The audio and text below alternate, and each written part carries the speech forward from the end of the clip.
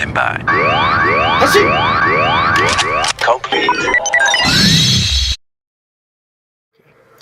Hey guys, this is Zero here with another vlog review. I'm also joined by my my pal and my partner in crime for the Tokusatsu Corner, Nightshade. Say hello. Hey everybody, what's up? And today I'm gonna do a vlog on Rider Show. I finally finished Kamen Rider Faiz. I've said a lot about this before, so yeah. So I actually got it on DVD. I got the Chinese release, as legit as that could be, with its broken ass subtitles. But I I still understood what they were trying to say. So, and I've heard the regular subs are no better. So, okay, so let's just go into it. 50 episodes. It's pretty good length. I normally would like less than that, but the storyline kept it going so that it would work. A lot of people say this is one of their favorite series in Nightshade. I think you pretty much have told me it's your favorite season. Yeah, once I was finished Kabuto, I had to go backwards because I wanted to see, like, oh, this one looks pretty good. And I saw it, I'm like, oh wow, this is actually really legit good, because almost anybody can use it, you know, anybody with a web. I've also heard a lot of people compare it to Kabuto too, because I think Kabuto uses a lot of the same stuff. A lot of the same stuff that Faiz uses. But for my initial thoughts, it was pretty good. I have like a top 5 Kamen Rider because there's only like 26 seasons, 27 if you count Dragon Knight, but that's like an adaptation of Ryuki. Yeah. I would not put it into the top 5, and there's a reason for that. And they're actually, like, it's got a very good story. Very good characters. And this is something, it feels like the writing team for this would later go on to do Blade, because a lot of the stuff that happened, a lot of the story stuff that happens in this series feels like it was written by the same people who wrote Blade, or maybe it isn't, I don't know. But unlike Blade, which I will get to in another vlog because I just finished that as well, it doesn't have, Faiz doesn't have as many story problems. But the main thing that has to go on is it's about Orphanix, which are the monster characters in this series. They're basically like evolved humans, sort of, that they have to meet tragedy in order to evolve into these hybrids of, they're able to look like a human, but they also turn into these monsters that can that get superpower. They refer to them as superhumans. So they're all gray. All of them are gray, like with different shades and whatnot. Different shades of gray. And they all have distinctive features that I guess had something to do with their characteristics. Like, one of my favorites was what's his name? Was Kaido had like a leather jacket on his. Like his form had a leather jacket, which I thought was a nice touch. My only problem with the Orphanix, I'll start, is I don't like that they're all gray, except for maybe the guy who was the head of Smart Brain for so long. I can't remember his name, but he had like a little like orb thing on his head, which let him shoot like blue fireballs, I guess. That was a distinctive feature for that, but they're all gray. Like, I know it was common with a lot of these seasons to have monsters that had like very similar color schemes, but gray. I actually like to post a little theory on that, just a small one. Yeah. I think in terms of gray, I would think it's sort of the border between life and death, black and white. So maybe gray is that literal gray area, which is why they're all gray. Yeah, I can understand that. At least like they had distinctive features. It wasn't like All different animals. There wasn't a trooper for this series, except the rider troopers, but I'll get to that. There wasn't like a soldier level orphanic like there were like with Masquerade, Dopants, and the worms, like the regular worms in like Kabuto. There wasn't a trooper level one, which I thought was a good idea because how could you get mass amounts of those unless they're all the same person you're cloning them? Exactly. I'm kind of glad they did not do that. Like that everyone was individual. So despite them all being gray, they all had their own characteristics, which I liked. Okay, so that's the monsters of the series. So the whole point is that Orphanix want to, or Smart Brain, I should say, the company that created the drivers, like the Kamen Rider belts in this series, they want to... Their whole thing is they want Orphanix to rule the world. So, of course! Pretty much. And they think they have the monopoly on Orphanix. So if they see an Orphanic and they don't listen to them, then they're dead. Like, they're on the shit list. And at the very start of the series, we get to meet the very first guy who goes on the shit list, which is Kiba Yuji. He woke up from a coma, and his entire life has changed. Thus, he became an orphanic. And what I think is weird, the whole series, they go about how he doesn't harm humans, yet he kills two at the start of the series. Does nobody know about that? Like, I don't know. Because they know that what's-her-name, I forget the girl's name, Yuka has killed humans before, but where would they have known that? But they don't know that... The writers want them to. Kiba has... I don't know. Anyways, so he gets to be put on the shit list because Smart Brain has this expectation with Orphanix. You attack the humans and kill the humans, or you're our enemy. And that's basically a big plot point of the show. These three Orphanix that refuse to attack humans are basically on Smart Brain's shit list, and every chance they get to kill them, they do. You'll notice that I'm talking a lot about the Orphanix. Well, here's the first story problem. It doesn't get to be about the riders, for the most part, until midway to near the end. Especially the main rider. And again, this is a problem in Blade. It's more of a problem in Blade, but it's a problem here too. Our main rider, Takumi, so first of all, like, he's not really a main focus of the first episode, yet really at the end of the episode, it's all like, oh, here I am, puts the belt on him, bam, he's Faiz. Okay. I was like, okay, I thought he was a minor character, but... That's what everybody thought when I first saw the first episode. But I guess not. It's just like, it came out of nowhere. I'm like, okay, so he's Faiz. Okay.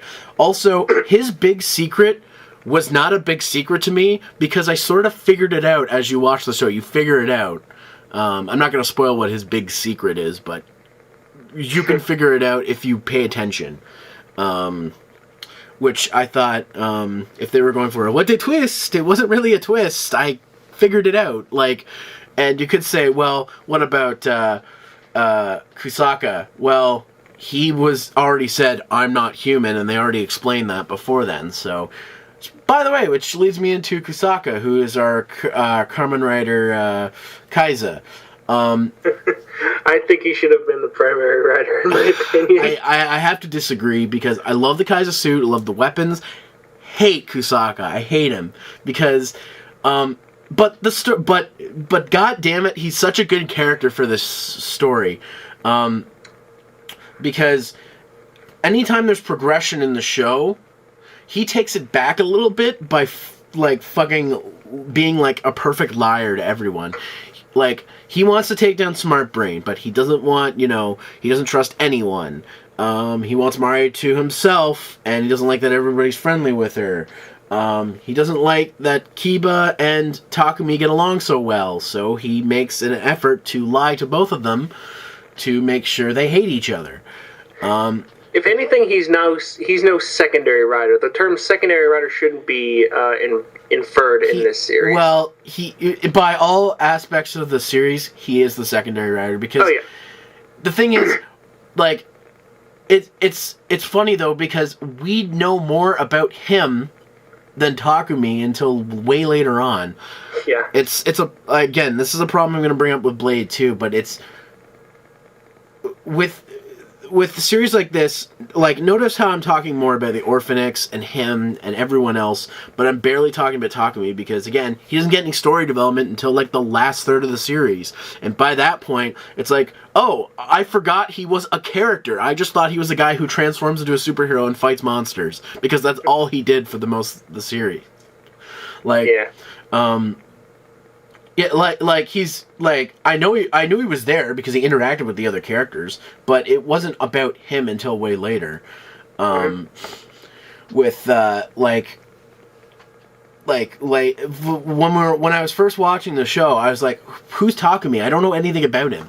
I know his name and I know that he's Faiz, and that's it." He likes to keep quiet about his past, which I guess is why we don't find out much about him. When we do find out, it's like, it wasn't even a surprise. Like, it was just like, I figured that out already. So, I have to say, that was wasted potential in that aspect, because, like, they could have done a lot more with Takumi. But, I mean, they've got so many characters that if they want to give everyone equal screen time, it makes sense. Also, another thing that I have a problem with, the third rider... Delta, yeah. Badass looking rider. Really cool. Came in, for my taste, came in a little too late. Like, they had his couple episodes where the belt was in possession of that one Orphanix who has this crazy power that anybody he touches dies, pretty much. Why does everything I love die? Pretty much. I hope Orphanix don't have a sexual drive because that'd suck for him. But so they did a lot of episodes of that, and then the guy they eventually give, who becomes Delta permanently, I'm just like, really? Like, I understand where the character's coming from because he doesn't want to fight. He wants to forget about all this stuff, but he sort of doesn't have a choice. But at the same time. It's just like, could we have not got somebody who cares about this to be Delta? We got plenty of capable fighters. I mean, hell, the girls are getting involved in this. You know what I want to know? Here's one thing that never got explained. It is explained that the students from Ryusei School or Ryusei Juko are not natural humans anymore. Like, they've had some sort of modification. Why the hell can't Mari transform into Faiz? Like, they don't explain that. I would like to think that the reason is because of physical limitations. It could be, but the other girl can transform into Kaiza, no problem. Yeah, but I think that each belt has a different physical threshold you need to pass. Since Faiz is not only a very powerful belt, but it has attachments, so it has to have like all this excess power inside of it. So what you're saying is you think Mari could transform into Kaiza or Delta, just not Faiz? Yeah. Oh, I definitely think that if she was given those. Yeah. So, okay, so I'm trying not to spoil anything, but just so you know, regular humans cannot transform into Faiz, Kaiza, or Delta. The belts were designed by Smart Brain for a particular reason, which I won't get into. So there's a reason why normal humans can't do it. And again, Takumi, we don't know anything about his past, yet he can transform into Faiz, no problem. So, and Delta, he transforms into Delta once too. So, again, we find out way later, but it's not really a twist, because if you pay attention to the show, you've figured it out. So it sounds like I'm complaining a lot about the story here, but it is a good story. I just under the belief that, you know, if you like something enough, you can talk about its flaws. And what I want to get at here is there's lots of character development. There's lots of emphasis on the story. Another thing, though, that I don't like, that it pisses me off just because it's me, like, it's not really a fault of the show, is whenever they do an action scene, right at the start of an action scene, they cut off the episode, and then it's like, open your eyes for the next 5, and I'm just like, God damn it. Like, I really like that guy. my biggest problem with is when Faiz got his ultimate form, transforms, end of episode. I was like, are you kidding me? I just watched 3 episodes of this in a row. I have other shit to do. But I want to find out what happens. It's one of those shows, like, if you don't marathon it, you're just like, my life. You just have this, like, tendency to go, like, I have to watch the next episode. I can't, I have no idea how it must have felt when this show was airing and people were watching it, like, weekly. Going like, oh, why'd you do this? Yeah, because this was like, what? This was 2003. 2003, so this series is about 10 years old. Actually, speaking of that, just going off track for a second, there is a Blu-ray release of Faiz coming out in Japan, and they do an interview with the cast, a 10 years later interview. Nice. And we know that the actor who played Takumi is reprising his role, or Honda Kento is his name. Honda Kento is reprising his role as Takumi in the new Showa vs. Heisei Kamen Rider movie. So, with Super Sentai too. So, Nice. so he's reprise his role. I mean, he's like, his character is going to be in there, not just a voice in the suit. So. That's going to be sweet. I don't know if they're getting Blade back. I hope they do. Though they're going to have to figure that one out. We'll get to that later. So that was the one thing, like, just because I'm me, like, just because as a viewer, it pissed me off, because if I wanted to stop watching and go do something else, it's going to be on your mind. Couldn't really do that. It's going to be stuck in my head, and I'm just... there was one day where I think I watched 6 episodes in a row, because I was like, I can't leave. I have to know what happens. And, like, again, like, I feel for anybody who watched this when it aired, because they have to be like, why? Especially... And they gotta be wondering, what the fuck is going on? The time when the straw that broke the camel's back is when he got his ultimate form, and they ended the episode right there. It's like, really? Come on. Don't do this to me. So... but it does come back to that most of the episodes is about the story and not about the monster fights, which is something different than we get in other Kamen Rider seasons, and it's both a good and bad thing. The good is that we get more time with the characters to talk about it. The bad is, if you're going to the show to watch superheroes fight monsters, you're gonna not be quite as satisfied as you normally would be with other series. Even, like, the only other season I can think of that did cliffhangers like that to memory was Foes, but Foes didn't end in the middle of action scenes when it did a cliffhanger too often. It did from time to time, but not every time, pretty much. Okay, so I'm just going to get to some minor characters too. There's Keitaro, who has a secret email relationship with Yuka, but doesn't know it until way later in the show. And Keitaro's dream is to wash all the clothes of the world to make everyone happy. He's pretty cheesy. He's always also the first person to throw a party and to make sure everybody's all right. Because that's all he can do. He can't transform into Faiz because he's a human. So I don't know. You got any thoughts on Keitaro? I mean, I can see it. This is a pretty dark series, since people do die. They turn to dust, and yeah, that's another thing too. They don't pull their punches. People die. Yeah, I'm not going to spoil anything, but certain people die. Certain very important people that I grow attached to. People die. But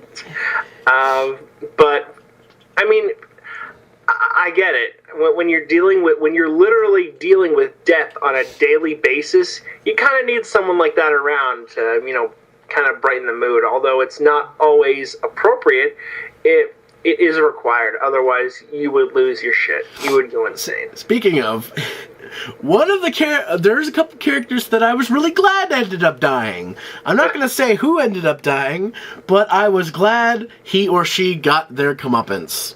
I think I know who you're talking about. I think you do. And then we got someone better to do that role, fill that role. So. Oh,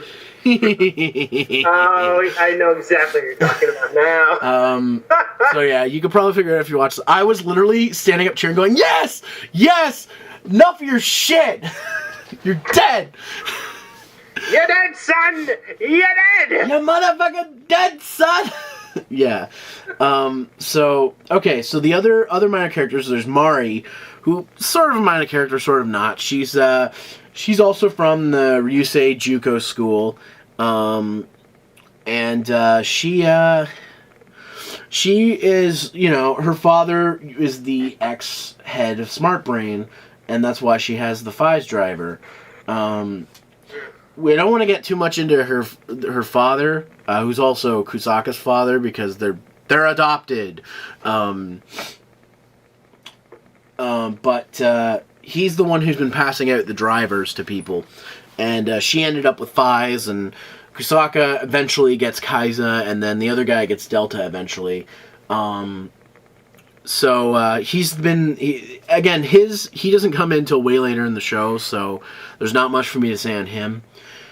Let's see. There's barely talked about Kaido, who is he's one of the other Orphanex that lives with Yuka and Kiba, who basically he doesn't know what he wants in life.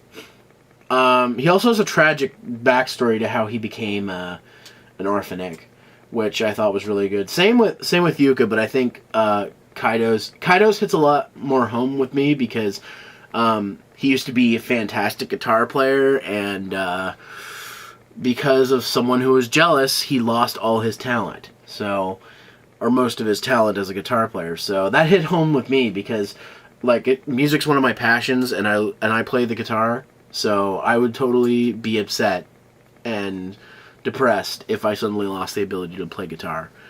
So, and the thing is too, he doesn't really know what else he wants to do with his life, because guitar was all he knew. So he ends up being comic relief most of the time. My favorite is when he shows up in an all-white suit to try and seduce one of the other characters. He's wearing all white, so that must mean he's doing very well for himself. No. Is that not what an all-white suit means, though? I guess. It also means that it shows stains hell of a lot more easily. And then as soon as he puts it on, 5 minutes later, he's jumping in the water to save someone. So, Kaido's one of those guys, he's an interesting character. He has a good heart, but he won't admit it. Don't let him borrow your tuxedo, though. Definitely no. Jesus. So, okay. So, that's most of the characters taken care of. I do want to talk, though, about Lucky Clover, which is the exclusive, I guess, gentleman's club of Orphanex, even though that one of them is a woman, so... But before we start, I just want to say Lucky Clover in this is a fuckload better than Lucky Clover in Decade. Oh, Lucky Clover is in Decade? Oh, right. Hold on. It's been a while, so Lucky Clover... Just saying, bro. Lucky Clover is composed of the top Orphanex at Smart Brain. There's a guy who's... first of all, there's Mr. J, who was a black guy who only cared about his dog Chaco, and he had 3 lives.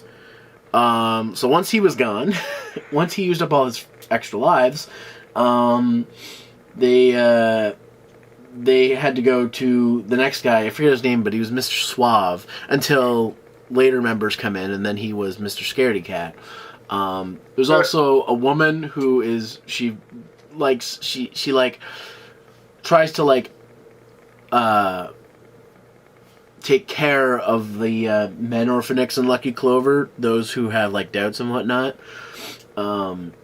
Eventually, there's also a character from both Kusaka and Mari's past who ended up becoming an orphanek and ends up being Lucky Clover. And then there's Mr. Everything I Touch Turns to Dust. Who I was like, this guy is weird, and I don't want him anywhere near my junk. Why would that be an issue? Well, because if he's just like, oh, you know what's interesting? I can make your balls disappear, and then he just like sack taps you. There you go, balls gone. And you would let him? No. He's a guy you don't want to play Rochambeau with. I'm just gonna say that. Oh fuck that, rude. But yeah, Lucky Clover was one of the bigger threats of the series. And they lasted quite a bit. They weren't just... They showed up fairly early, too. I was actually surprised how early they ended up showing up in the series. And, yeah, they end up becoming probably the biggest pain in the neck for the heroes, next to Kusaka. Yeah, Lucky Clover really developed characters, really well developed characters, and really good villains. The other thing too is the point of the series gets a little mixed up. We don't actually know really what's going on until way later again. And by the time we know what's going on, the people that are like, you know, on the villain side that are in control is kind of, it's getting really inconsistent at this point. Whereas a character who we thought was a good guy ends up being a bad guy, which was kind of a cool twist, but literally he changed his mind like that, it almost feels like. Like, somebody dies and then they change their whole outlook on life. Like, now he was flip-flopping a bit throughout the show, but it's still like, it just seems kind of like a split second. Somebody died, so somebody I care about died, so I'm going to change my entire look on life. Which I guess can happen, but didn't give a shit about anybody else who died in the show, so I don't know. In total, I think Faiz is a really good series. Again, I wouldn't consider it one of the best. It's not one of my favorites either, but it is one that I recommend people watching if they feel like they're not getting enough out of Kamen Rider. If you want something serious, watch this. I will say, I think Kabuto's a little better, but that's only because Kabuto, when it does its character development, it focuses on everyone at once and not just specific characters for a specific amount of time. Which, in certain situations, Faiz is better than Kabuto in that respect. But as a whole, I think Kabuto is a better series. But that doesn't mean they're both not worth watching. You should definitely check out Faiz if you want to. However, do not expect to buy any of the belts if you get into the show, because you will not be able to afford them. I have one of them. Yeah, and I actually bought, which you might, by the time this goes up, you'll probably see a little intro with it, one that was a cheaper model of the original one. The original one is too expensive. How much were they selling it for now? I haven't checked. Oh, I got it on sale. I'm not going to reveal how much I paid. No, I mean for like the deluxe one. Oh, the deluxe one? Yeah. I think the lowest price I saw was $400. Jesus. Yeah, it goes up, and I finally decided which rider I liked, which was Kaiza, not Kusaka, just the Kaiza driver, and it's like $300 for it. So I'm never gonna end up getting that. Wow. Unless my friend Zeron Zephyr wants to sell me his, so because he got his for $80, but that was way back. So, okay, so. That's basically it with Faiz. Check it out if you haven't. Though I recommend watching Kabuto first, because I think it's a better series. But whatever. Any final thoughts? It took a little bit for me to get into it, but once I got into it, I was hooked, and now it's one of my top 5s. So, differing opinions, but... Yeah, that's why I had you on here, because it's one of your favorites, and I really liked it. I just don't think it's one of my favorites. So, okay. Next time, we'll get on to the movie. All right, cool. We got a lot to say, so see you next time, guys. Bye.